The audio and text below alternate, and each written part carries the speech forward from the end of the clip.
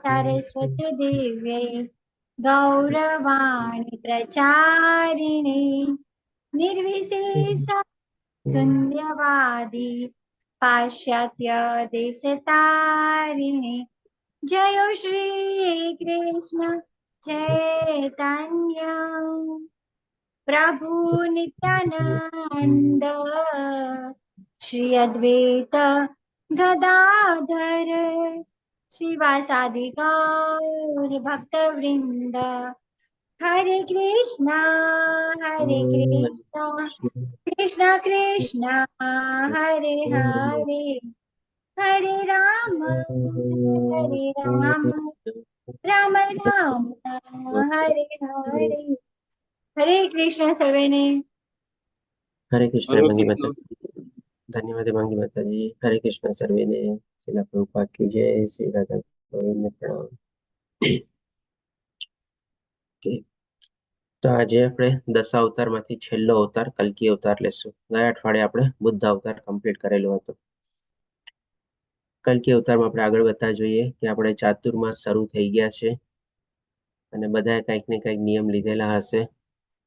તો બધા શેર કરશો થોડું ઘણું કે શું નવા નિયમ લીધેલા છે અને કોઈ જૂના નિયમ હોય પણ પોતે કન્ટિન્યુ કરતા હોય। હરે કૃષ્ણ। સર્વેને વિનંતી છે પોતે અનમ્યુટ થઈને શેર કરી શકે છે કેવી રીતે પોતે ચાતુર્માસનું આપણે આધ્યાત્મિક પ્રગતિમાં આગળ વધી રહી છે એની। હરે કૃષ્ણ। કોઈ બતાવશો નહીં? શેર નહીં કરો? શું વાત છે? છુપાવા જેવું છે? हरे कृष्ण प्रभु जी। जय शशि माता जी बोलो। अच्छा हरिप्रिया माता जी बोलो। स्वागत है माता जी। गुरु पूर्णिमा ना खूब खूब प्रणाम। खूब प्रणाम। धन्यवाद माता जी। हरे कृष्ण। मैं तो पहला के 4.5 महीना अवश्य 16 माळा तो करवानी છે અને જો શકે તો ધારણા પારણા શરૂ કરવા છે। એક દિવસ ધારણા એટલે એક દિવસ રહેવાનું ને એક દિવસ એકટાણું કરવાનું એમ। બરાબર સરસ માતાજી। બસ હરે કૃષ્ણ। બીજા કોઈનું કઈ શેરિંગ? સુલોચના માતાજી, નૈના માતાજી, અમરીશનાથ પ્રભુજી, પાયલ માતાજી। हरे कृष्ण प्रभुजी। दंडवत प्रणाम। આ પ્રભુજી 16 માળા તો હું 2 વર્ષથી કરું છું પણ હમણાં મારે 21 ને 25 થાય છે। 32 નો ગોલ છે એટલે 4.5 મહિના તો રોજ 32 કરવાની જ કમ્પ્લીટ અને 1164 એવો નિયમ લીધો છે। હરી બોલ। હરે કૃષ્ણ। સરસ ચાલો આપને ખૂબ ખૂબ શુભેચ્છા। ભગવાન આપની ઈચ્છા પૂરી કરે અને આપની આધ્યાત્મિક પ્રગતિ। તમારા બધા ભક્તોની કૃપા રહેશે તો એ બધું થઈ જ જશે એટલો વિશ્વાસ છે મને। હરે કૃષ્ણ પ્રભુજી। વિશેષ કૃપા છે। બસ આપણે બધા સહભાગી છીએ, આપણે બધા સાથે ચાલીએ છીએ। બસ એકબીજાને આંગળી પકડવાની છે આપણે। બીજા કોઈને કઈ શેરિંગ? અમરીશનાથ પ્રભુજી આપે શું કર્યું છે? કઈ નવા નિયમ કે કઈ ઓલરેડી પાલન કરો છો? हरे कृष्ण प्रभुजी। माताजी कीधुं एम 32 माळा चालू करी छे। पहला 16 माळा करतो तो पण हवड़ेथी वधारे 32 माळा लगभग एक 1.5 महीना थी। ओके सरस प्रभुजी। रतिलाल प्रभुजी आप जी माताजी बोलो। 11 रहे छे कृष्ण प्रभुजी। एक 11 કરીએ છે કેમ કે પછી ડાયાબિટીસ છે તો પછી ભૂખ લાગે ને દવા પીવી હોય ને બધા ઇશ્યુ થાય એટલે અને 16 માળા કરી છે એટલામાં થાકી જાઉં છું એટલે માંડ માંડ થાય છે। બરાબર કાઈ વાંધો નહીં માતાજી। શરીરના પ્રમાણે આપણે કરીએ બધા આગળ વધીએ। રતિલાલ પ્રભુજી, શૈલેષ પ્રભુજી આપનું કઈ શેરિંગ? जी अमरीशनाथ प्रभुजी आपनो एंडेज છે બોલો। हरे कृष्ण प्रभुजी। चतुर्मास तो ગયા વર્ષે કર્યો હતો ને આ વર્ષે ચાલુ કર્યો છે। વત્તા જેટલી નિર્જળા 11 આવે છે કરું છું। હરે કૃષ્ણ। જેટલી એકાદશી નિર્જળા એકાદશી એટલે કે 8 એકાદશી 8 નિર્જળા। બહુ સરસ પ્રભુજી। આ ઉંમરે પણ કરો છો, ધન્યવાદ। સરસ। બીજા કોઈનું કઈ શેરિંગ? રતિલાલ પ્રભુજી, ની માતાજી, હેમાંગી માતાજી આપે શું કર્યું છે? આપના કઈ નવા નિયમ કે કઈ? પ્રભુજી ચતુર્માસ કરવાની ઈચ્છા તો ઘણી હતી પણ 11 ના આગલા દિવસે થોડી તબિયત બગડી હતી મરડો થઈ ગયો હતો. અને પછી બીજે દિવસ 11સ નકોરડી કરી તો વીકનેસ બહુ આવી ગઈ, એટલે ઘરમાંથી ના પડે, એમાં કશું નથી કરવું, રહેવા દે. ઓકે ઓકે, સરસ. હરે કૃષ્ણ પ્રભુજી. હરે કૃષ્ણ. જી રતિલાલ પ્રભુજી બોલો. આ 4 મહિનાના એકટાણા ચતુર્માસ ચાલુ કર્યા છે પ્રભુજી. અચ્છા, શું કરો છો ચતુર્માસમાં? પાસ એકટાણા શું કરો છો? 32 માળા કરવાની. વાહ, બહુ સરસ. હરી બોલ. એટલું નિયમ 32 માળા તો કરું જ છું, એટલે વધારે થાય તો કરવાની, એટલે 32 તો કરવાની છે. બરાબર, બહુ સરસ. જી સુલોચના માતાજી બોલો. હરે કૃષ્ણ. હરે કૃષ્ણ પ્રભુજી. દર વિડીયો ઓન વર્ષે કરો. 4.5 મહિના તો કરીએ જ છે, 11સ પણ કરીએ છીએ, પણ આમાંથી ઓકે. 16 માળા તો થાય છે, પણ વધારે પ્લસ થાય એટલું ટ્રાય કરીએ છીએ. હરે કૃષ્ણ. હરે કૃષ્ણ. સરસ. હરે કૃષ્ણ. જી માતાજી બોલો. મીરા માતાજી. હા, 11સ થાય છે સફલા. હા, અને 12 થી 16 માળા જેટલી થાય એટલી, મેક્સિમમ 16 ને મિનિમમ 12 તો કરવાની. ઓકે, સરસ. માતાજી સફળા એકાદશ, સફળા ચાતુર્માસ નો નિયમ લીધેલો છે. બરાબર, સરસ.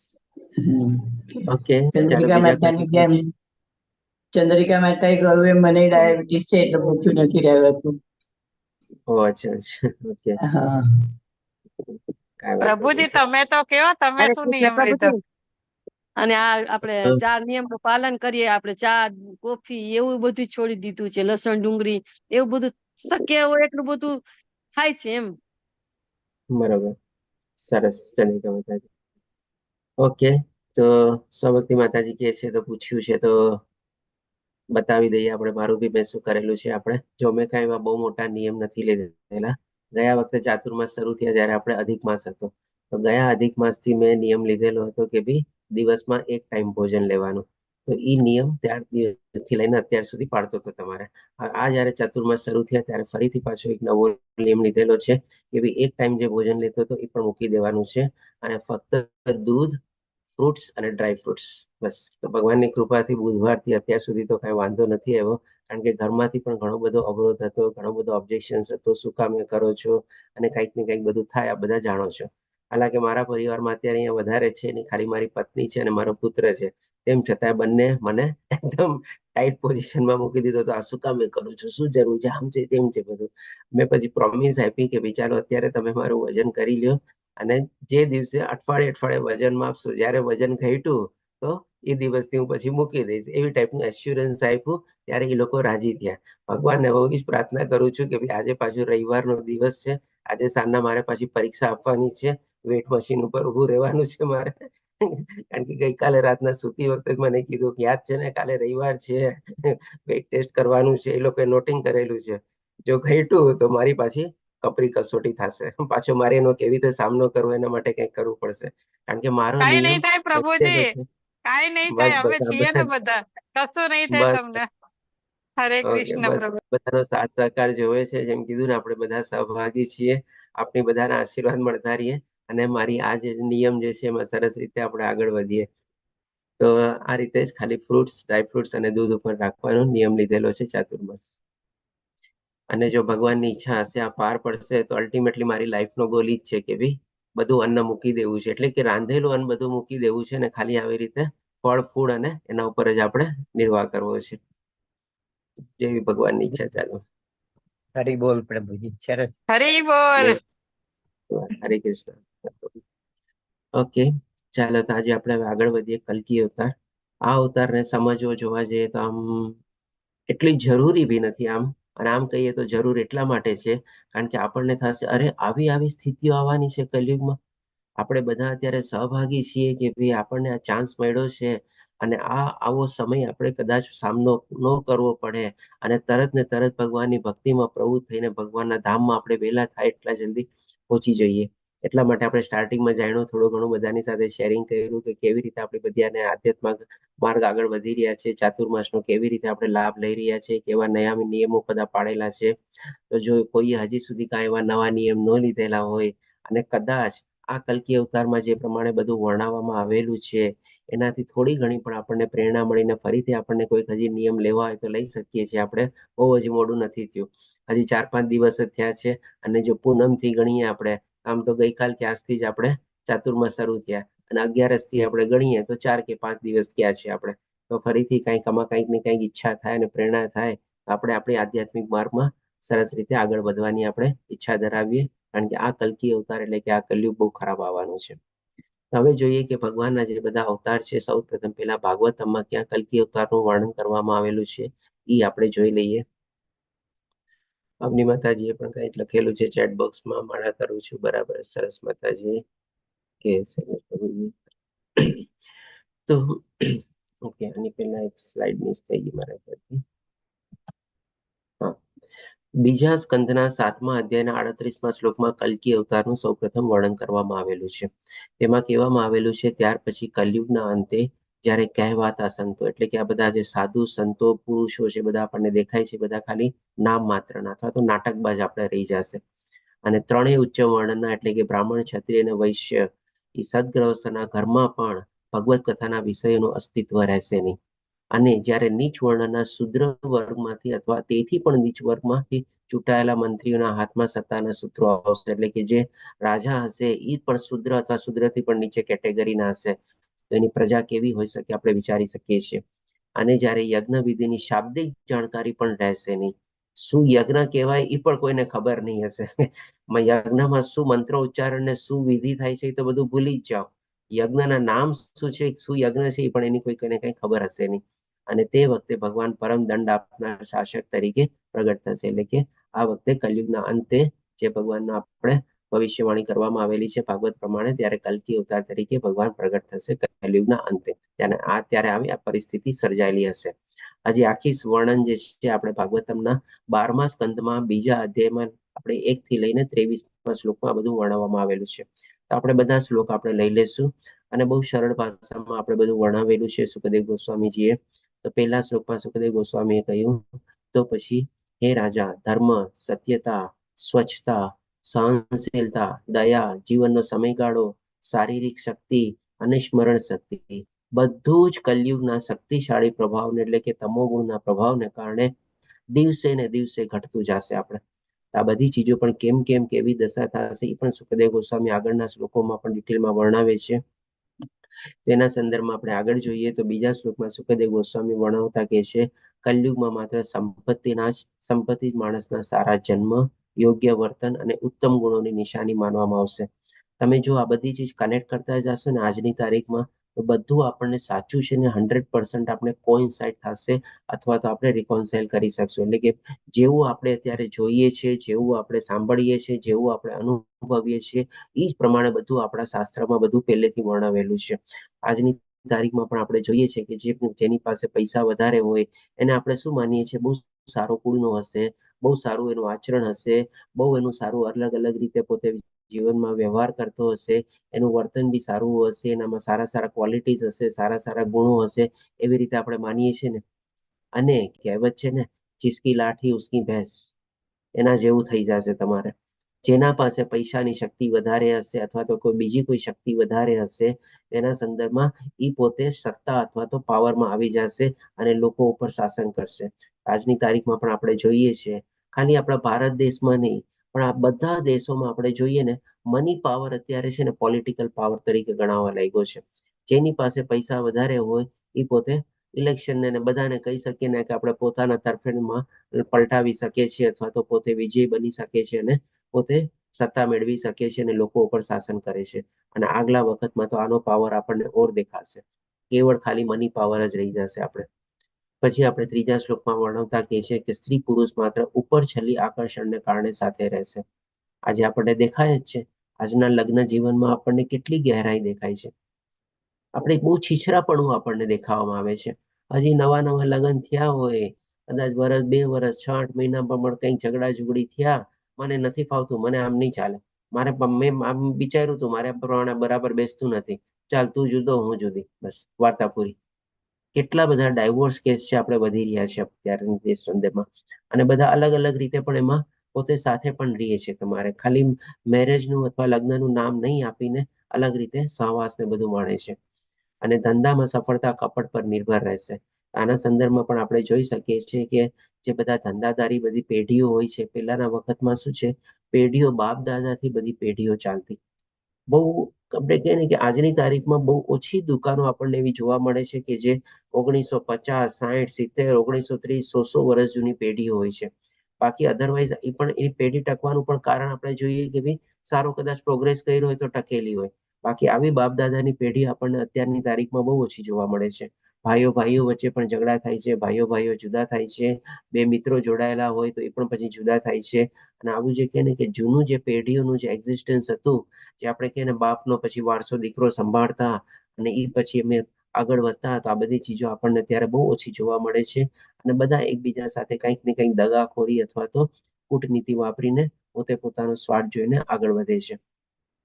સ્ત્રીત્વ અને પુરુષત્વનું મૂલ્યાંકન જાતીય સુખ આપવાની કુશળતાના આધારે કરવામાં આવશે. પહેલાના વખતમાં એક શારીરિક લગ્ન જીવનને છે ને મહત્તા ઓછી આપવામાં આવતી. એક સ્ત્રી જ્યારે પરિણીને આપણે પરિવારમાં આવતી ત્યારે એના ફેમિલીને બધાને પોતાને સમજતી, પોતાના મા બાપ સમજતી, પોતાના ભાઈઓ સમજતી, પોતાના દેર દેરાણી નાના બહેનો તરીકે સમજતી. એના સાસુ સસરાને પણ માતા પિતા જેવો પ્રેમ પ્રાપ્ત બી થતો અને આપતી બી તમારે માન, આદર, સન્માન. અને આજની તારીખમાં શું છે કે ભાઈ કાંઈ આપણને આવું જોવા મળતું નથી. ખાલી એકબીજાનો આપણને કહે ને કે ભોગવવાની ઈચ્છા જ વધારે હોય છે આપણને. તો જે પ્રમાણે મતમાં કહેવામાં આવેલું છે, સૌથી વધારે જેમ કે સ્ત્રી પાવરફુલ હોય, વધારે માણવા દે અને કરવા દે, ત્યારે તમારે આપણે કહી શકીએ કે જાતીય સુખના સંદર્ભમાં એને કુશળ માનવામાં આવશે. અને એવા સંદર્ભમાં આપણે જાણીએ છીએ કે આજની તારીખમાં ઘણા લોકો બધા એવા કેવા બધા દવાઓ છે, સ્ટેરોઇડ્સ છે, એ બધું બી લેતા હોય છે. મોટી મોટી ઉંમર સુધી પણ આવી રીતે ભોગવવાની ઈચ્છા પ્રાપ્ત કરવા માટે કન્ટિન્યુ રાખે છે. કારણ કે એકની ઈચ્છા હજી કન્ટિન્યુ હોય અને બીજાની ઈચ્છા એવી રીતે હોય પણ એ કરી ન શકતા હોય કાંઈ, તો એ પણ આવી રીતે કૃત્રિમ રીતે આવી રીતે બધા સાધનો ને બધાનો આપણે ઉપયોગ કરે છે અથવા તો લે છે. એટલે કે જાતીય જીવન સુખ માણવાની એક પ્રાધાન્યતા બની જશે.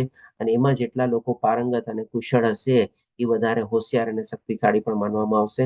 અથવા તો એના બેસિસ ઉપર જ કહી શકીએ કે આપણે લગ્ન જીવન ટકેલું હશે. એના સિવાય બીજો કોઈ બેસિસ નહીં હશે લગ્ન જીવન ટકાવવાનું. કારણ કે એક જાતનું આપણને ઓફિશિયલી લાયસન્સ મળી જાય ને એના માટે બસ. અને એક માણસ માત્ર દોરો પહેરીને બ્રાહ્મણ તરીકે ઓળખાશે. એટલે કે બ્રાહ્મણની પહેચાન પણ શું કે આવી રીતે કંઈક વસ્ત્ર પહેરેલા હોય, કોઈક આભૂષણ પહેરેલા હોય અથવા તો શિખા રાખેલી હોય, એ એક બ્રાહ્મણની ખાલી નામ પૂરતી કહેવાતી પહેચાન થઈ જશે આપણે, બાહ્ય તરીકે, દેખાવ તરીકે. પછી હવે ચોથા શ્લોકમાં કહે છે કે વ્યક્તિની આધ્યાત્મિક સ્થિતિ ફક્ત બાહ્ય પ્રતીકો અનુસાર નક્કી કરવામાં આવશે. એટલે કે તમે કેવા મોટા દાઢી રાખ્યા છે, કેવા ભગવા વસ્ત્રો પહેરેલા છે, કેટલી માળા બધું ધારણ કરેલું છે અને કેવા કેવા તિલકો કરેલા છે, જે બાહ્ય દેખાવ એક ટાઈપનું જે કહીને આપણે ડેકોરેશન ટાઈપનું, એ બાહ્ય દેખાવથી લોકો માનશે કે ભાઈ આ સાધુ સંત અને એવી રીતે છે.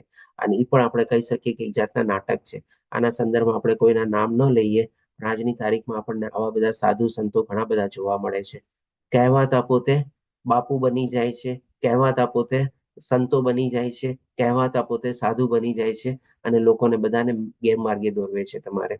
અને તેના આધારે લોકો એક આધ્યાત્મિક ક્રમમાંથી બીજામાં બદલાશે. એટલે કે જે પ્રજાજનો જે છે એ પણ આવી રીતે એ લોકોને ફોલો કરશે કે ભાઈ આ બાબા અત્યારે સારા લાગે છે, આનું બહુ ચાલુ છે, આનો ટ્રેન્ડ શરૂ છે, આ ફેશનમાં છે, એટલે કે આને ચાલો ફોલો કરો. ત્યાં પાછા કોઈ બીજા બાબા આવશે, એનાથી વધારે ચડિયા હતા, વધારે કોઈ સારો દેખાવ અને દંભ કરશે, એટલે આને છોડીને ભાઈ ચાલો આને બીજાને. એટલે કે સાધુઓ બદલશે, ગુરુઓ બદલશે, ધર્મો બદલશે અને બધું બદલશે. એ લોકો તમારે કોઈક ને કઈ નૈતિકતા જેવું રહેશે જ નહીં. અને જો વ્યક્તિ સારી આજીવિકા ન મેળવતો હોય તો તેની યોગ્યતા ઉપર ગંભીરતાપૂર્વક પ્રશ્ન ઉઠાવવામાં આવશે.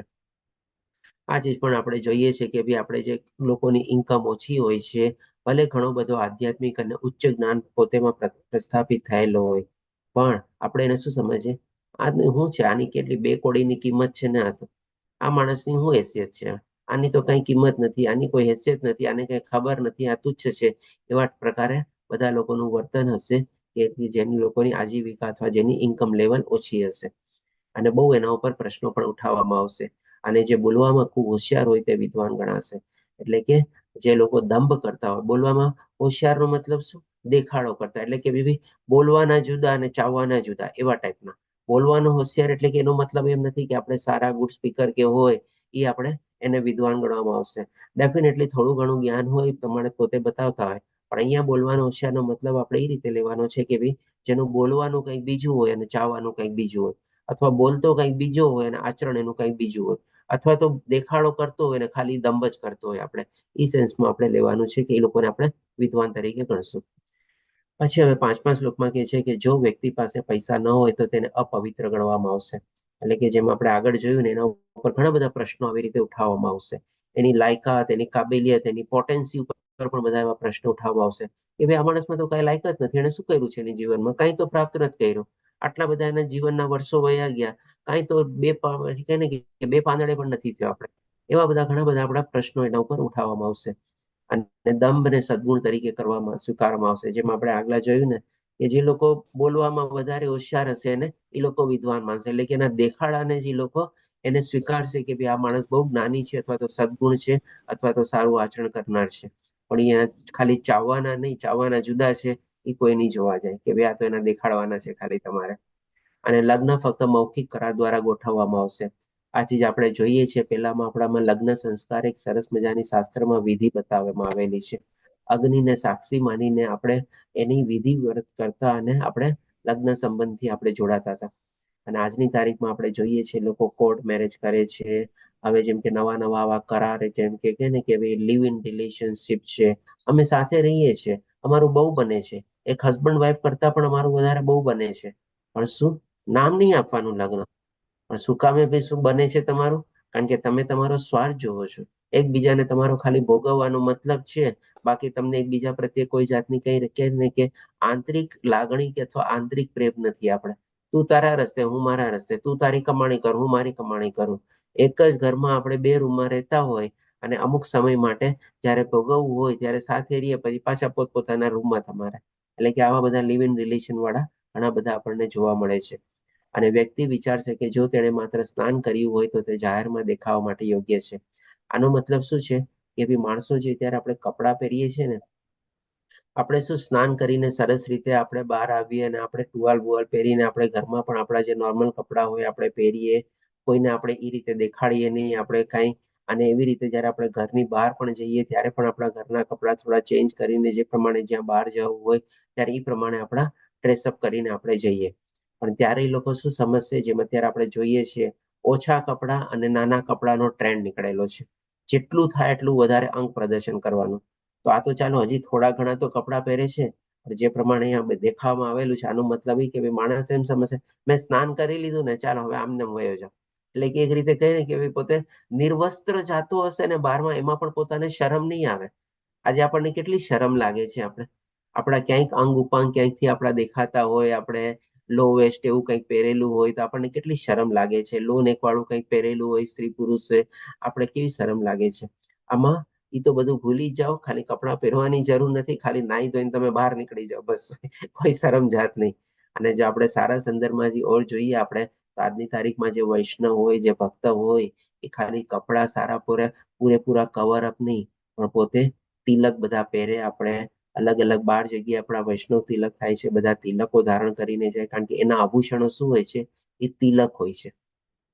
તો આ બધું તિલક ને બધું તો ભૂલી જ જવાનું, ત્યારે વસ્ત્રો બી ભૂલી જવાના, ખાલી નાહી ધોઈને સીધા બહાર નીકળી જશે. એવી ટાઈપનું બધું વર્ણવવામાં આવેલું છે. અને આવી સ્થિતિ કદાચ આવી બી શકે. હજી આપણને આગળ જોવા મળે છે 6ઠ્ઠા શ્લોકમાં કહે છે પાણીના જળાશય કરતા વધુ નહીં હોય તેને પવિત્ર સ્થળ માનવામાં આવશે. આ સ્થિતિ શું કામ બતાવવામાં આવે છે? કારણ કે આવનારા ટાઈમમાં છે ને પાણીની બહુ મોટી અછત થઈ જશે. મને ખ્યાલ છે આપણે હમણાં થોડા વખત પહેલા કોઈ ક્લાસ લેતા હતા ત્યારે એક માતાજી કીધું હતું કે જે કંઈક ભવિષ્યમાં એવું કહેવામાં આવેલું છે કે આવતું જે વર્લ્ડ વોર થશે એ પાણીના ઉપર જ ઝઘડો થશે આપણે. તો ડેફિનેટલી આ વાત સાચી જ છે એકચ્યુઅલી. હું જ બોલી હતી પ્રભુજી. હા, સ્વભક્તિ માતાજી બોલ્યા હતા, બરાબર, સરસ માતાજી. મને એકચ્યુઅલી છે ને મારી થોડીક આ કમજોરી છે, મને નામ યાદ નથી રહેતા. મને કીધેલું યાદ રહી જાય પણ હું નામ ભૂલી જાઉં, સાચું કહું ને તો માફ કરજો. કાંઈ વાંધો નહીં પ્રભુજી. તો ડેફિનેટલી આવનારા ટાઈમમાં છે ને પાણીની બહુ મોટી અછત થવાની છે. અને કહેવાય છે કે આવતા 20-30 વર્ષોમાં છે ને દુનિયાના ઘણા દેશોમાં અને ઘણા ભાગોમાં છે ને પાણીની બહુ મોટી અછત ઊભી થશે. એમાં આપણા ભારત દેશનું પણ નામ આવેલું છે કે લગભગ 30 વર્ષની અંદરમાં આપણા ભારત દેશમાં ઘણા બધા ભાગોમાં પાણીની અછત બહુ મોટા પાયે ઊભી થવાની છે અથવા તો સર્જવાની છે. અને બાકી બધા દેશોમાં પણ અથવા દુનિયાના અલગ અલગ ભાગોમાં પણ થવાની છે. તો એ સંદર્ભમાં આવી રીતે જ્યાં પાણીનો સમૂહ વધારે હશે ને એને માનવામાં આવશે કે બહુ પવિત્ર સ્થળ છે, ભગવાનની કૃપા છે. કારણ કે એટલે જ અહીંયા આટલું બધું પાણી છે. એટલે કે આવું બધી માન્યતા ઊભી થશે તમારે. અને સુંદરતા વ્યક્તિની વાળ શૈલી પર આધારિત હોવાનું માનવામાં આવશે. આજે આપણે જોઈએ છીએ ખાલી લેડીઝ લોકોની અલગ અલગ હેરસ્ટાઈલ નથી હોતી, એ લોકો અલગ અલગ હેર કલર ને બધું નથી કરાવતા, પણ આજે જે આપણે કહીએ ને પુરુષો લોકો પણ તમારે અલગ અલગ બધી હેરસ્ટાઈલો કરે છે, અલગ અલગ બધા હેર કલરિંગ ને બધું કરાવે છે. કેવા વિચિત્ર વિચિત્ર સ્ટાઇલ અને વિચિત્ર વિચિત્ર કલર ને બધું કરાવતા હોય છે તમારે. તો આ પણ આપણે સમજી શકીએ છીએ કે ભાઈ કેટલું આપણને યથાર્થ રૂપે બધું વર્ણવવામાં આવેલું છે. એટલા વર્ષો પહેલા શાસ્ત્રમાં તમારે કે હેરસ્ટાઈલને પ્રાધાન્ય આપવામાં આવશે અને એ જ આપણે બ્યુટીની અથવા તો સુંદરતાની એક પહેચાન બની જશે. આપણામાં શું છે, વાળને લાંબા રાખવા, સરસ રીતે ગોઠવવા, સજાવવા, એમાં આપણે વેણીનો આપણે કહે કે ફૂલહાર બધું આપણે કરવું, એ બધાને આપણે માનીએ છીએ. પણ અત્યારે શું છે, વાળને અલગ અલગ રીતે કલર કરવા, અલગ અલગ રીતે ગોઠવણી કરવી, તમારે કઈક ચિત્ર વિચિત્ર રૂપે હોય તમારે. આ બધી ચીજને સુંદરતા માનવામાં આવે છે. અને પેટ ભરવું એ જીવનનું ધ્યેય બની જશે. કારણ કે આગલા શ્લોકમાં બતાવ્યું ને કે જેની આજીવિકાઓ છે એના પર બધા પ્રશ્નો ઉઠશે. તો નોર્મલી આજીવિકાઓ છે તો એમાં થોડોક આ લોકોને પ્રોબ્લેમ બી હોય ખાવા પીવાના. એટલે કે પેટ ભરવું જ એ બધા લોકોની પણ એક પ્રાધાન્ય થઈ જશે. અને જાતીય સુખ મેળવવું એ જ એક બીજી પ્રાધાન્યતા થઈ જશે બસ કલયુગમાં. અને જે હિંમતવાન છે તે સત્યવાદી તરીકે સ્વીકારવામાં આવશે. એટલે કે મસલ પાવર અને મની પાવર, બસ આ જ આપણે મૂળ રહેશે કે જેને એ લોકો પાવરના સંદર્ભમાં આપણે સ્વીકારશે. અને જે કુટુંબ નિભાવી શકે છે તે નિષ્ણાત માણસ તરીકે ગણવામાં આવશે. આજના તારીખમાં આપણે બધા પોતપોતાના કુટુંબની જવાબદારી આપણે સમજીએ છીએ કે ભાઈ કુટુંબનું ભરણ પોષણ કરવું, એમની બધી ઈચ્છાઓ પૂરી કરવી એ ઘરના પ્રાધાન્ય જે મેમ્બર હોય એની જવાબદારી છે. પણ આસ્તે આસ્તે આ ચીજમાં પણ આપણને ઘણું બધું અત્યારે કલયુગમાં ટ્રેન્ડ જોવા મળ્યો છે. હસબન્ડ બી કમાતો હોય છે, વાઈફ બી કમાતી હોય છે, બાળકો થોડાક ઉંમરના થાય પછી કે છે કે ચાલો હવે તમે કમાવો ને તમે તમારું ભોગવો, અમે જાણતા નથી, તમારી જવાબદારી અમારી નથી તમારે. આ બધી સ્વતંત્રતા અને સ્વચ્છંદતા જે છે આગળ ઓર વધશે. અને જે આપણે કહીએ ને કે અત્યારના જેમ આપણે ભારત દેશમાં ઘણું બધું એવું છે કે એક માણસ કમાતો હોય એના ઉપર 2, 4, 5 કે 10 જણા લોકો નિર્ભર હોય છે તમારે. આ બધી સિસ્ટમ આસ્તે આસ્તે તૂટતી જશે અને બધા લોકો ઇન્ડિપેન્ડન્ટ અને સ્વતંત્ર થઈ જશે. અને ક્યાંક જો આવું કુટુંબ મળશે તો એને બહુ નિષ્ણાત અથવા તો બહુ એક્સપર્ટ માનવામાં આવશે.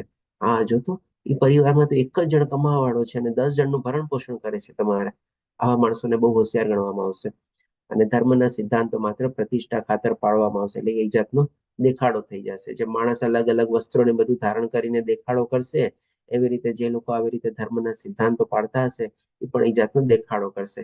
જેમ આપણે જોઈએ છીએ ને અત્યારે કોઈ યાત્રા અને મંદિરમાં ગયા હોય તરત ને તરત સ્ટેટસ અપલોડ કરે, ફેસબુકમાં ને બધામાં અપલોડ કરે. આ એક જાતનો દેખાડો જ છે ને તમારે. નોર્મલી શું છે, આ ભક્તો સાથે જો આપણે શેર કરીએ ને તો આપણને એકબીજાનું છે ને મદદ બી મળે, એકબીજાની પ્રેરણા બી મળે અને સાથે સાથે આપણને હિંમત બી મળે. જેમ કે મેં કીધું કે ભાઈ મારો આ ઉદ્દેશ છે, તો તમે બધાએ શું કીધું કે ભગવાન અમે બધા આપની સાથે છીએ અને આપણે ભગવાન આપની ઈચ્છા જરૂર પૂરી કરશે. મારી હિંમત વધી ને તમારે. તો જો ભક્તો સાથે શેર કરીએ ને તો આપણને લાભ થઈ શકે છે અને પ્રેરણા પણ મળી શકે, આપણા પ્રોબ્લેમ બી સોલ્વ થઈ શકે અને આપણને હિંમત બી મળી શકે. પણ આવી રીતે જ આપણે ઓપન સોશિયલ મીડિયામાં જો કરીએ ને તો આજના કલયુગમાં છે ને વધારે લોકો ઈર્ષા કરવા વાળા છે. જો તો ક્યાંય ગયો હશે, અમે લોકો તો 10 વાર જઈ આવ્યા છે આ જગ્યાએ, એમાં હું નવી નવાઈ કરી, હું કામે અપલોડ કર્યો? કોઈ એપ્રિશિએટ કરવા વાળા તમને નહીં મળે. આપણે સમજીએ છીએ કે અમે સ્ટેટસ ને બધું અપલોડ કર્યું, લોકોને બધાને ગમશે, લોકોને ખબર પડશે અને બિરદાવશે, પણ એવું કોઈ નથી. બધાના મનમાં છે ને ઈર્ષા અથવા તો આપણે કહીએ ને કે એક જાતની કહીએ ને કે કટુ ભાવના જે છે ને વધારે રહેલી હોય છે. બધા ક્રિટિસાઇઝ પેલા કરશે, એપ્રિશિએટ કરવા વાળા આપણને નહીં મળે. આ રીતે દેખાડો કરીને પણ કોઈ ફાયદો નથી આપણે. પછી હવે 7મા શ્લોકમાં કહે છે કે આ રીતે પૃથ્વી ભ્રષ્ટ વસ્તીથી ભરપૂર બને છે. સામાજિક વર્ગોમાંથી જે કોઈ પણ પોતાને સૌથી વધુ મજબૂત બનાવે છે તે રાજકીય સત્તા મેળવશે. એટલે કે જેની પાસે જ મની પાવર અથવા મસલ પાવર અથવા તો દેખાડવાને જુદા સારી રીતે પોતાને વ્યક્ત કરી શકતો હશે એ જ આપણે સત્તા ઉપર આવશે અને લોકો ઉપર રાજ્ય કરશે. આજે પણ આપણે જોઈએ છીએ આ બધું કરપ્શન ને બધું કેટલું બધું વધી ગયું છે. આપણે બધા મંત્રીઓમાં ને બધામાં કેટલું બધું મોટે પાયે બધું કરપ્શન થઈ રહ્યું છે. હમણાં થોડા 10-15 વર્ષથી આપણે કોઈક સારા વ્યક્તિ આપણા દેશ ઉપર રાજ કરે છે એટલે આ બધાનું પ્રભુત્વ થોડું ઓછું દેખાય છે. પણ આમ જોવા જઈએ તો આ કોઈ બીજા પ્રકારે હજી ઓર મોટા પાયે ક્યાંક ને ક્યાંક બધી જગ્યાએ પ્રભુત્વ થયેલું જ છે. આપણે હવે 8મા શ્લોકમાં કહે છે કે લોભી અને નિર્દય તથા સામાન્ય ચોરોના જેવી લૂંટફાટ કરનારા રાજાઓ, એટલે કે આ જે શાસન કરવા વાળા હશે એ લોકો પણ બહુ લાલચુ હશે. કારણ કે પૈસા આપીને જે લોકોએ સત્તા મેળવેલી હોય તો એ લોકોનો પણ ઉદ્દેશ શું હોય કે મારી આની કોસ્ટિંગ આટલી પડી છે, હવે કોસ્ટને મારે ખર્ચાને બહાર તો કાઢવું ને. આપણે જેમ દુકાનદાર હોય એ કોઈક વસ્તુ વેચતો હોય એની ખરીદી હોય અને માની લો 100 રૂપિયામાં, તો વિચારે ને ભાઈ એટલીસ્ટ 100 રૂપિયા તો વસૂલ કરું, લાભની પછી વાત જોશું. તો આવી રીતે એ લોકો લોભી થઈ જશે, એટલે કે વધારે ને વધારે ચૂસવા મળશે પ્રજાને બધામાંથી કે ભાઈ પોતે જે પૈસા ને બધું વાપરા છે જેનાથી એ લોકો સત્તા ધારણ કરેલી છે ને વસૂલ તો કરે પેલા. અને નિર્દય એટલે કે લોભિયાપણું જ્યાં હોય છે ત્યાં નિર્દયતા પણ થોડી ઘણી આપણે કહી શકીએ કે સાથે સાથે આવી જ જાય છે. આપણે આ બધા જે તમો ગુણ છે, કારણ કે આ બધા ગુણો છે ને એક સાથે, સોરી દુર્ગુણો આપણે જે છે ને એક સાથે નથી આવતા. જેમ ગુણો પણ આપણે એકબીજાને ખેંચતા આવે છે એવી રીતે દુર્ગુણો પણ છે ને એકબીજાને વધારે માત્રામાં ખેંચતા આવે છે. સદગુણો થોડા ઓછા ઓછા ખેંચે છે, પણ દુર્ગુણો છે ને વધારે માત્રામાં એકબીજાને સાથે ખેંચતા આવે છે. એટલે કે લોભી અને નિર્દયતા અને ક્રૂરતા આ બધું આપણને બતાવવામાં આવે છે. અને આ બધું ભગવાન આપણને 16મા અધ્યાયમાં દૈવાસુર સંપદ વિભાગોમાં કેવા અસુરો લોકો કેવી મનસ્થિતિ પ્રમાણે બધું વર્તન કરતા હોય છે આપણને બહુ સરસ ડિટેલમાં સમજાવેલું છે ભગવાને. તથા સામાન્ય ચોરોના જેવી લૂંટફાટ કરનારાઓ રાજો, નાની નાની ચીજો વસ્તુમાં પણ એ લોકો પોતાનો જીવ હશે ને પોતે ચોરી તથા લૂંટફાટ કરશે અને પ્રજા પાસેથી તેમની સ્ત્રીઓ તથા ધનને પડાવી લેશે. પ્રજા પાસેથી સ્ત્રીઓને પડાવવાનો મતલબ શું કે ભાઈ આપણે જે અત્યારે જોઈએ છે સામાજિક જે બધા સ્ત્રીઓનું જે દૂષણ થાય છે આપણે, અને સ્ત્રીઓ પ્રત્યે જે એક જાતનો અત્યાચાર થાય છે આપણે, એ પણ આપણે બહુ પ્રવૃત્ત થશે. અને આપણે આજે મોટા લોકો અથવા તો કહેવાતા જે લોકો છે એ લોકો પણ એમાં બાકાત નથી. હાલાકી એ લોકો તો છે ને મોટા મોટા સ્કેન્ડલમાં ફસાશે. આજે જેમ કે આપણે ટ્રાફિકિંગ ને બધું જે કહીએ છીએ તમારે, આ બધું કોના હિસાબે થાય? આ લોકો બધાનો સાથ સહકાર હોય, આવા કહેવાતા બધા જે મોટા સત્તા ઉપર જે બેઠેલા છે એનો સાથ સહકાર હોય ત્યારે જ તો આવી બધા ટ્રાફિકિંગ ને બધા જે આપણે ચાલે છે ધંધા બધા જે દેશ વિદેશોમાં ને બધા એ ચાલે ને, એ તો ક્યાંથી ચાલે તમારે? આજે આપણે ઘણા દેશો એવા છે કે જેમાં આપણે આ જાતીય સુખ ભોગવવાને ઓફિશિયલી બિઝનેસ બનાવવામાં આવેલો છે. શું કામે બનાવવામાં આવેલો છે? કારણ કે ગવર્મેન્ટને પણ એમાંથી ઘણા બધા પૈસા મળે છે. તો આ રીતે પ્રજા તેમની સ્ત્રીઓ, આમાં કે ઇન્ડિવિજ્યુઅલી જઈને પિકઅપ કરવા નહીં જાય, પણ આ તો સામૂહિક રીતે છે ને સ્ત્રીઓને બધાનું આપણે દૂષણ થશે અને એવી રીતે એનું ચૂસવામાં આવશે તમારે. અને ધનને પડાવી લેશે. અને ધનને પડાવી લેવાનો મતલબ સત્તાધારી લોકો જે છે ખોટા બેફામ રીતે પોતાના હિસાબે ટેક્સો ને બધું નાખશે.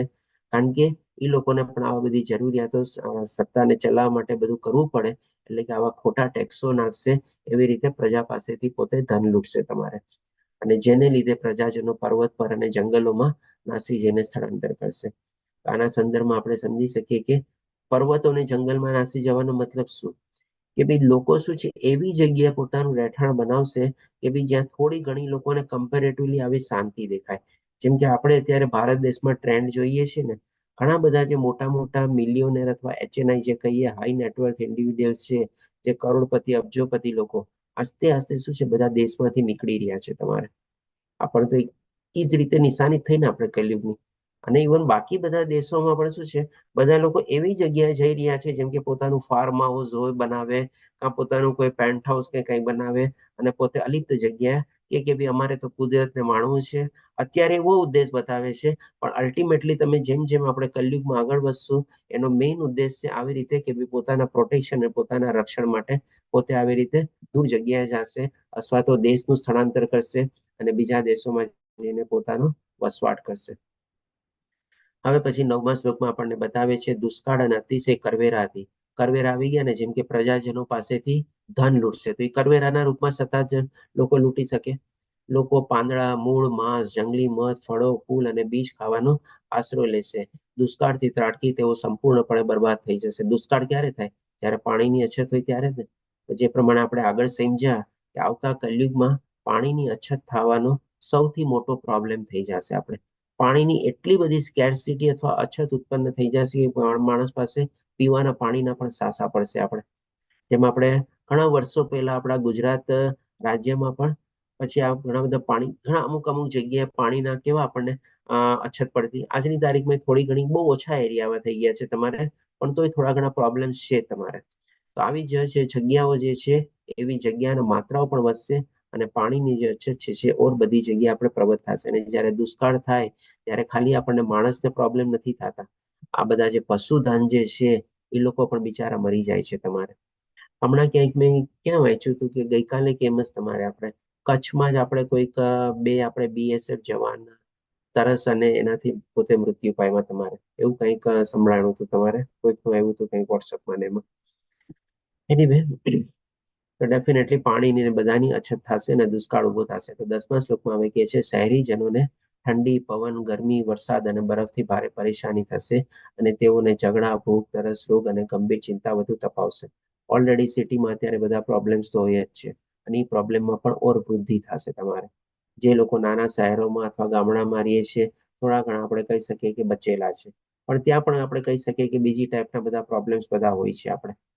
તો જે લોકો અહીંયા શહેરીજન હોય છે એ લોકોના સંદર્ભમાં પણ એ લોકોને આવા બધા, જેમ કે અત્યારે મોટા મોટા દેશોમાં પણ કેવા મોટા મોટા સાયક્લોન આવે છે, ઠંડી, પવન, ગરમી, વરસાદ, આ બધું શું છે? કુદરતી આફત જ છે. બરફ, આ બધા કુદરતી આફત છે તમે જુઓ તો.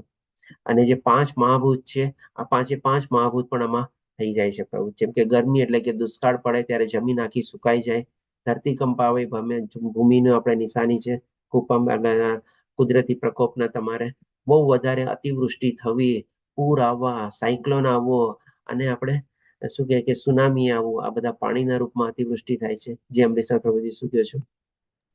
પ્રભુજી, અત્યારે જે હાલની દ્રષ્ટિએ સિટીનો વિકાસ થઈ રહ્યો છે અને જે જમીનોમાં મોટા મોટા બિલ્ડિંગો બંધાય છે, તો જમીન નહીં રહે તો જમશે જ શું? આ પાક નહીં થાય તો પ્રોબ્લેમ. સાચી વાત છે, એકદમ બરોબર છે. કળિયુગની જ નિશાની છે ને, બધે જ કળિયુગની નિશાની છે. ઇવન દરિયો પૂરીને મોટા મોટા મકાનો બનાવવામાં આવે છે તમારે. તો આ બધું શું છે? આપણે ડેફિનેટલી બધા પ્રોબ્લેમ વધવાના જ છે. અને 11મા શ્લોકમાં કહે છે કે કળિયુગમાં મનુષ્યની માટે મહત્તમ એટલે કે મેક્સિમમ જીવનકાળ 50 વર્ષો થઈ જશે. બોલો, વિચારી શકીએ છીએ આપણે કેવી માણસ જિંદગી જીવશે.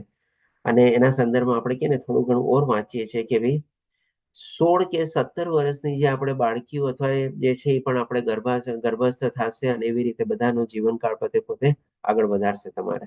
આવો બધો સમય બી આવવાનો છે તમારે. એટલે કે આપણે સમજી શકીએ છીએ કે માણસની જે જાતીય અવસ્થા જે છે એ કેટલી બધી આપણે કરુણ થવાની છે. હવે 12 થી લઈને 16મા શ્લોકમાં વર્ણન થયેલું છે.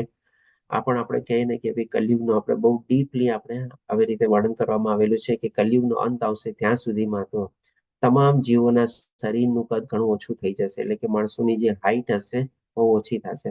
આજે પણ આપણે જોઈએ છીએ કે એવરેજ હાઈટ આસ્તે આસ્તે ઘટતી જાય છે. માણસની અત્યારે પુરુષોની એવરેજ હાઈટ અત્યારે 5.5 પોણા 6 ફૂટ જેટલી માંડ રહી ગઈ છે આપણે. અને સ્ત્રીઓની હાઈટ પણ આપણે 5 સવા 5 ફૂટ જેવી રહી ગઈ છે. અને આસ્તે આસ્તે ઓર ઓછી થશે. એટલે જે પેલાના વખતમાં જેલા વેત્યા હતા ને, કદાચ એવી થઈ જાય તો પણ કઈ કહેવાય નહીં તમારે. અને વર્ણાશ્રમના અનુયાયીઓના ધાર્મિક સિદ્ધાંતો બરબાદ થઈ જશે. એટલે કે કોઈ આમાં, કારણ કે જોશું ને આપણે કે ભાઈ જેમ જાણ્યું ને કે 16-17 વર્ષમાં લોકો ગર્ભસ્થ અને બધું થશે ને આવી રીતે જાતીય સુખ બહુ એનું પ્રાધાન્ય વધી જશે. તો બ્રહ્મચર્ય જે 25 વર્ષ સુધી હોય એનો તો કોઈ નિયમ રહેશે જ નહીં. બધું જ આપણે ખોરંગાઈ જશે. બ્રહ્મચર્ય, ગ્રહસ્થ, વનપ્રસ્થ, સંન્યાસ જેવું કઈ રહેશે જ નહીં તમારે. અને માનવ સમાજમાં વેદનો માર્ગ સાવ વિસરાઈ જશે. લોકો કોઈ વેદને જાણશે જ નહીં. અને જેમ બતાવ્યું ને કે યજ્ઞને પણ એક શાબ્દિકના સંદર્ભમાં વર્ણવવામાં આવશે. અને કહેવાતા ધર્મ મોટે ભાગે નાસ્તિક હશે. આના બધા કહેવાતા ધર્મો ત્યાં લોકો હશે, ઓલા દંભી અને જે નાટક અથવા જે લોકો ડ્રામા કરે છે એ લોકો આવી રીતે ધર્મનું આચરણ કરતા હશે. એ પણ ખોટે પાય. એટલે કે એ પણ લોકો નાસ્તિકતાનું જ આપણે વધારે પ્રવર્તન કરશે. અને રાજાઓ મોટે ભાગે ચોર હશે. કેવી રીતે ચોર હશે આપણે સમજ્યા? માણસોનો વ્યવસાય ચોરી, જૂઠું બોલવું અને બિનજરૂરી હિંસા હશે. માણસો પણ જેમ, કારણ કે આજીવિકાના સાધન જ એટલા બધા નહીં રહે અને આવી રીતે ચોરી લૂંટફાટમાં જે લોકો પોતે પ્રવૃત્ત થશે. અને તમામ સામાજિક વર્ગો શુદ્રના સૌથી નીચેના સ્તરે ઘટાડી દેવામાં આવશે. જેમ સ્ટાર્ટિંગમાં જાણ્યું, સત્તાધારી લોકો જે છે શુદ્ર અને એનાથી નીચેના હશે, તો પ્રજાજનો તો એનાથી ઓર નીચી હોય તમારે. અને ગાયો બકરીઓ જેવી હશે. અને આધ્યાત્મિક સંન્યાસ સાંસારિક ઘરોથી અલગ નહીં હોય. એટલે કે ભાઈ આધ્યાત્મિક સંન્યાસ નામનું જેવું કોઈ ચીજ નામની કોઈ વસ્તુ જ નહીં રહે તમારે. એ લોકો ઘરથી બહાર જ નહીં નીકળે. અને સંસારમાં જે લોકો સંન્યાસ, કારણ કે વર્ણાશ્રમનું પાલન જ ન થાય તો સંન્યાસ શું અને બ્રહ્મચર્ય શું અને ગ્રહસ્થ જીવન શું, એની કોઈ અલગ અલગ પરિભાષા જ નહીં રહી આપણી પાસે. અને કૌટુંબિક સંબંધો લગ્નના તાત્કાલિક બંધનથી આગળ વધશે નહીં. એટલે કે ભાઈ લગ્નના તાત્કાલિક સંબંધ એટલે કે શું કે ભાઈ ખાલી શરીર સુખ મળવું આપણે. જેમ આપણે જાણ્યું ને કે નવી નવી વધુ ઘરમાં પરણીને આવી તો બધા એના પરિવારજનોને પોતાના સમજે. એવું નહીં હું આને પરણીને આવ્યું છે, હું આને જાણું છું, બાકી બધા કોણ છે મને કઈ ખબર જ નથી. બસ આવી ટાઈપની વિચારધારા થઈ જશે પ્રભુ તમારે. અને મોટા ભાગના છોડ અને જડીબુટ્ટીઓ નાશ પામશે. દુકાળ ને બધું હોય તો પશુધન સાથે સાથે વૃક્ષો ને બધું પણ નાશ પામે. અને બધા વૃક્ષો વામન સમી વૃક્ષો જેવા દેખાશે. બધા વૃક્ષો જે એટલે મોટા મોટા આપણે જોઈએ છીએ, અહીંયા અમે જોઈએ ક્યારેક ક્યારેક કોકોક વૃક્ષ છે ને આપણને 25, 30, 40 ફૂટ જેટલા ઊંચા દેખાય તમારે. કારણ કે કોઈક આપણે 10-15 માળનું મકાન હોય ને એની આજુબાજુમાં જ એવા બધા વૃક્ષો હોય, તો આપણે જસ્ટ એ પ્રમાણેની હાઈટ કમ્પેર કરી શકીએ.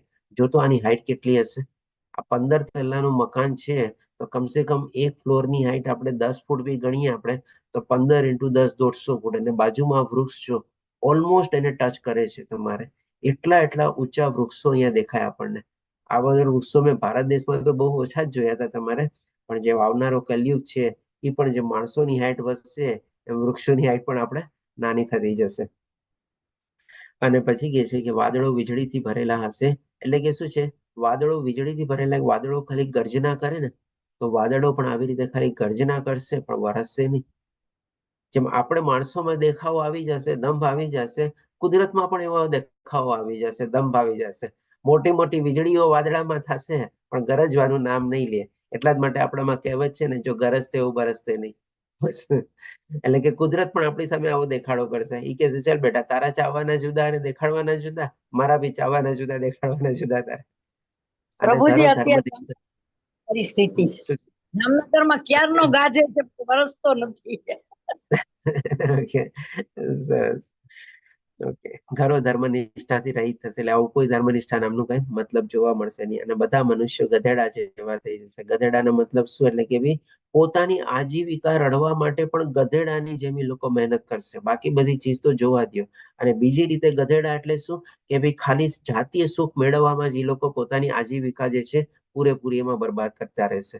એટલે કે બંને રીતે ગધેડા થયા. આજીવિકા રળવા માટે ગધેડા જેવી મહેનત કરશે અને એ આજીવિકા રળેલી ખાલી જાતીય સુખ મેળવવામાં પોતે વાપરી નાખશે. અને તે સમયે પરમ પુરુષ ભગવાન પૃથ્વી પર પ્રગટ થશે. એટલે કે કલ્કી અવતાર આવશે. શુદ્ધ આધ્યાત્મિક દેવતાની શક્તિથી કાર્ય કરીને તે શાશ્વત ધર્મને બચાવશે. એટલે કે ભગવાનનો તો આપણે જાણીએ છીએ મેન ઉદ્દેશ જ છે કે ભાઈ દુષ્ટોનો વિનાશ કરવો, ભક્તોનું રક્ષણ કરવું અને ધર્મની પુનઃસ્થાપના કરવી. તો 17મા શ્લોકમાં કહે છે કે ભગવાન વિષ્ણુ ભગવાનના સર્વોચ્ચ વ્યક્તિત્વ, તમામ ગતિશીલ અને અચલ જીવોના આધ્યાત્મિક ગુરુ અને પરમ આત્મા ધર્મના સિદ્ધાંતોનું રક્ષણ કરવા અને તેમના સંત ભક્તોને ભૌતિક કાર્યની પ્રતિક્રિયાઓથી મુક્ત કરવા માટે જન્મ લે છે. એટલે કે એ જ 3 ઉદ્દેશ જે ભગવાનના જે છે એ બતાવવામાં આવેલા છે ભગવાનના અવતરિત થવાના. હવે 18મા શ્લોકમાં કહે છે કે આપણે ભગવાન ક્યાં અને કેવી રીતે કોના કુળમાં અવતરિત થશે એ પણ બધું આપણા શાસ્ત્રમાં નિર્ધારિત છે. તો 18મા શ્લોકમાં કહે છે કે ભગવાન કલ્કી સંભલ ગામના સૌથી પ્રતિષ્ઠિત બ્રાહ્મણ મહાન આત્મા વિષ્ણુ યશાના ઘરે પ્રગટ થશે. એટલે કે ભાઈ બ્રાહ્મણ તરીકે ભગવાન જન્મ લેશે આપણે, અને બ્રાહ્મણ કુટુંબમાં જન્મ લેશે. અને અહીંયા આપણે જે પૂર્વ વ્યક્તિ જે છે એનું નામ પણ આપણે અહીંયા બતાવવામાં આવેલું છે. હવે 19 થી 20મા શ્લોકમાં કહે છે કે વિશ્વેશ્વર ભગવાન કલ્કી તેમના ઝડપી ઘોડા દેવદૂત પર સવાર થશે. એટલે કે ભગવાનનું ત્યારે કેવા ટાઈપનું ઐશ્વર્ય ને બધું હશે એ બધું અહીંયા વર્ણવવામાં આવેલું છે. અને ભગવાનનું રૂપ ત્યારે કેવું હશે એ વર્ણવવામાં આવેલું છે. અને ભગવાનનું ત્યારે સાધન એટલે કે વાહન રૂપે એક ઘોડો હશે જેનું નામ દેવદત્ત હશે. અને હાથમાં તલવાર, આપણે જાણીએ છીએ બધા ભગવાન અને દેવી દેવતા પોતાના કંઈક ને કંઈક શસ્ત્ર ધારણ કરેલા હોય છે. તો ત્યારે આવી રીતે કલ્કી રૂપે ભગવાન જયારે અવતાર લેશે ત્યારે એમના હાથમાં તલવાર, એમના 8 રહસ્યમય ઐશ્વર્ય અને ભગવાનના 8 વિશેષ ગુણોનું પ્રદર્શન કરીને પૃથ્વી પર વિચરશે. નિજની અપ્રતિમ કાંતિનું દર્શન કરાવતા અને અત્યંત વેગવાન અશ્વ પર આરૂઢ થઈને તેઓ રાજાના સ્વાંગમાં રહેલા એટલે કે દંભી લોકોના લાખો ચોરોનો સંહાર કરશે. એટલે કે આવી રીતે અસુરોનો નાશ થશે. એ ટાઈમમાં અસુરો, આ બધા અસુરો નહીં હશે કે 10 હાથવાળા અને 10 મોઢાવાળા અને વિકરાળ કાયવાળા, પણ આ બધા જે પોલિટિશિયન અને રાજ સત્તાવાળા જે છે એ જ બધા એક ટાઈપના બધા અસુરો હશે. કારણ કે એ લોકો જ આપણા લોભી, નિર્દય પ્રવૃત્તિમાં પ્રવૃત્ત થયેલા હશે, સ્ત્રીઓ, ધન બધું ચૂસતા રહેતા હશે, દુરુપયોગ કરતા રહેતા હશે, એવા ટાઈપના એ લોકો બધા અસુરો હશે. અને 21મા શ્લોકમાં કહે છે કે એ રીતે સર્વ ચોર, લૂંટારા એવા રાજાઓ નાશ પામશે. આ ટાઈપના બધા અસુરો હશે જે લોકો રાજ સત્તા ભોગવતા હશે બધું. ત્યારે ભગવાન વસુદેવના અંતરાંગ ચંદનના લેપથી અતિ સુગંધી યુક્ત થયેલા પવિત્ર વાયુનો સ્પર્શ થતા નગરવાસી તથા ગ્રામવાસી લોકોના મન દિવ્યતાથી નિર્મળ બની જશે. એટલે કે જે આવા પુણ્ય આત્મા હશે આપણે કહી શકીએ કે કદાચ પુણ્યાત્મા કહેવાય કે શું કહેવાય ખબર નહીં આપણે, કારણ કે એવો કલિયુગનો જે લોકો સામનો કરતા હશે એની સ્થિતિ કેવી હશે તમારે, આ લોકો માટે પણ પોતાનું જીવન નિર્વાહ કેટલો મુશ્કેલ થયેલો હશે. પણ ડેફિનેટલી ભગવાન તો બધાના ભક્તોનું રક્ષણ કરે જ છે. તમારે આવા લોકોનું પણ રક્ષણ થયેલું હશે અને એ લોકો પણ ત્યારે ખુશ થશે.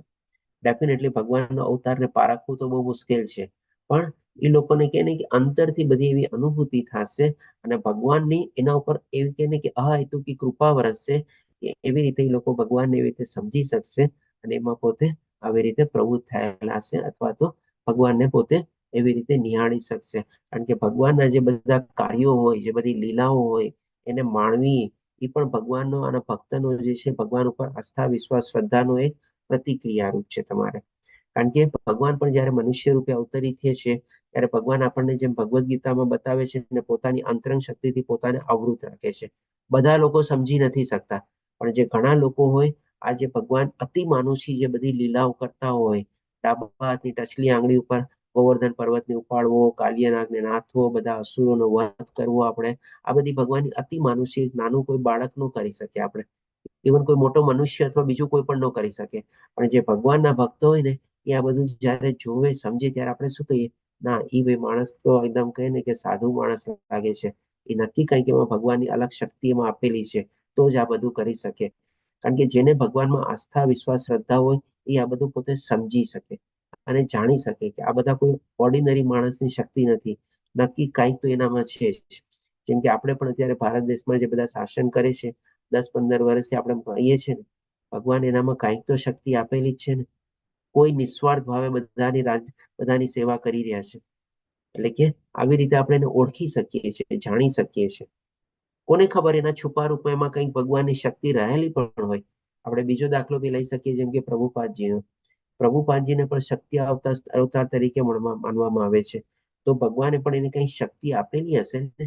69 વર્ષની ઉંમરમાં જયારે અમેરિકા જાય છે કાર્ગો શિપમાં બેસીને અને 2 હાર્ટ એટેક પણ સર્વાઈવ કરે છે, ભગવાનની શક્તિ વગર ક્યાંથી આ બધી ચીજ પોસિબલ થાય? તો જે લોકો આવી રીતે જેને આસ્થા, વિશ્વાસ, શ્રદ્ધા હોય સમજી શકે ના એ માણસમાં નક્કી કંઈક છે, ભગવાનની કોઈક એના અંશમાં ભગવાન એને શક્તિ પ્રદાન કરે છે અથવા તો ભગવાન એના ઉપર કૃપા છે. એટલે કે આવી રીતે ગ્રામવાસી લોકો એના મન દિવ્યતાથી નિર્મળ બની જશે. એના મનમાં દિવ્યતા હજી થોડી ઘણી જાગૃત થયેલી હશે અથવા તો ભગવાન એના હૃદયમાં બધું પ્રકૃત કરશે અથવા તો જાગૃત કરશે.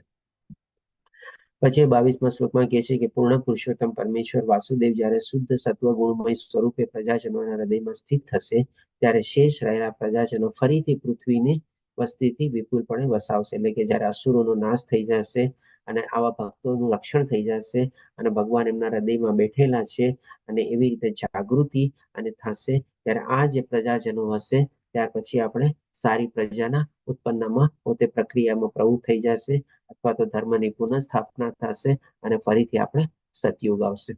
તો આ રીતે આપણે અહીંયા 23મા શ્લોકમાં છેલ્લે કહે છે કે જ્યારે ધર્મના પાલનહાર પરમેશ્વર શ્રી હરિ કલ્કી સ્વરૂપે પૃથ્વી પર અવતરશે, સતયુગ હશે અને મનુષ્ય સત્વગુણી પ્રયુક્તિ કરશે. એટલે કે કલયુગનો નાશ થશે અને પછી આપણે સતયુગનો આરંભ થશે અને આગળ આવનારી પ્રજા જે છે એ પણ આપણે સતયુગમાં પોતે પોતાનું જીવન આગળ વધારશે.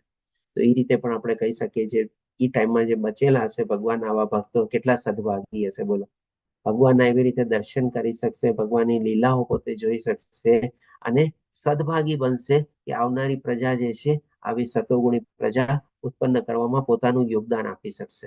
તો ઈ સેન્સમાં પણ આપણે સમજીએ કે કલયુગમાં જયારે આવા અંતમાં જે લોકો હશે એ પણ સદભાગી હશે. પણ જે વચ્ચેની સ્થિતિમાં આપણે જાણ્યું કે કેવો ઘોર કલયુગ આવવાનો છે, બેટર છે કે ભાઈ આપણે બધા અત્યારે ભગવાનની ભક્તિમાં પ્રવૃત્ત થઈએ અને જેટલા જલ્દી થયા છે કે છે ને 10,000 વર્ષનો જે સમયગાળો છે, સુવર્ણ ગાળો છે, આનો લાભ લઈને આપણે ભગવાનના ધામમાં પહોંચી જઈએ. આ રીતે આપણો અહીંયા કલ્કી અવતાર કમ્પ્લીટ થાય છે, દશાવતાર કમ્પ્લીટ થાય છે. વાંચા કલ્પતરુભ્યશ્ચ કૃપા સિંધુભ્યઃ વચ પતિતાનાં પાવનેભ્યો વૈષ્ણવેભ્યો નમો નમઃ. હરે કૃષ્ણ કૃષ્ણ કૃષ્ણ હરે હરે, હરે રામ રામ રામ હરે હરે. ફરીથી આપણે શીલા પ્રભુપાદજી અને મનીષા દાસ પ્રભુજી જે આપણને મંગલુરુના પ્રમુખ છે એમના દ્વારા બધા આપણે આ ક્લાસનું આયોજન અને માર્ગદર્શન થઈ રહ્યું છે એને આપણે વંદન કરીએ, નમન કરીએ ગુરુ પૂર્ણિમાના નિમિત્તે. અને જ્યારે આપણે આ દશાવતાર કમ્પ્લીટ કરેલા છે ફરીથી એમને યાદ લઈએ કારણ કે એનો આપણા ઉપર બહુ મોટી કૃપા છે. આપણે બધા એનો લાભ લઈ રહ્યા છીએ. આપણે હરે કૃષ્ણ. હરે કૃષ્ણ. હરે હરે કૃષ્ણ. કૃષ્ણ. હરે કૃષ્ણ પ્રભુજી, દંડવત હરે પ્રણામ. કૃષ્ણ પ્રભુજી. ચાલો, કોઈને કાંઈ પ્રશ્ન હોય હરે કૃષ્ણ પ્રભુજી.